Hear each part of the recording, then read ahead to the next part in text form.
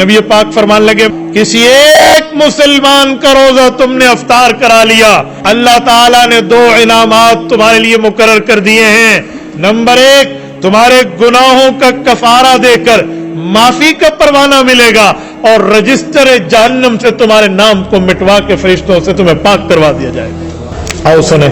जब ये 8वां नुक्ता अल्लाह के रसूल ने इरशाद फरमाया, एक गरीब शख्स थे, 2-3 इकट्ठे बैठे थे सहाबा में, उन्होंने अपनी जेब को भी टटोला और अपने ईमान के दिल को भी सामने रखा, और ये नतीजे पे पहुंचे कि हम किसी मुसलमान की इफ्तारी नहीं करवा सकते, हमारे पास इतना खाने पीने का अपना ही काम होता है, दूसरे क्या देंगे। उन्होंने नबी पाक अलैहि सलाम से इसी पर एक सवाल कर दिया इस दौरान खुतबा, कहा या रसूल अल्लाह इजाजत हो तो एक बात। जी बेटा बताओ। अब वो उठे, उन्होंने अर्ज किया या रसूल अल्लाह आपने बात इरशाद फरमा दी है,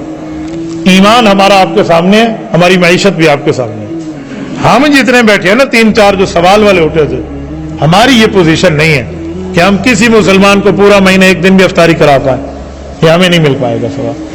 नबी पाक अलैहिस्सलाम ने जो अल्लाह ताला से जवाब लिया है ना, वो इसी मौके पे इनको जवाब इरशाद फरमाया, और बड़े प्यार से फरमाया,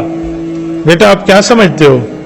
पेट भर के खाना खिलाने को इफ्तारी कहते हैं? तो मेरा रब फरमाता है, पानी के एक घूंट पिलाने की भी अगर तुम्हें ताकत हो जिससे रोजा इफ्तार हो जाए, खजूर का एक दाना खिलाने की अगर तुम्हें तौफीक हो, या लस्सी का एक घूंट पिलाने की भी अगर तुम्हें तौफीक हो, अल्लाह फरमाते हैं फिर भी मैं यही 2 इनाम कि इसकी गुनाहों की माफी और जहन्नम के रजिस्टर से आजादी अता फरमा दूं।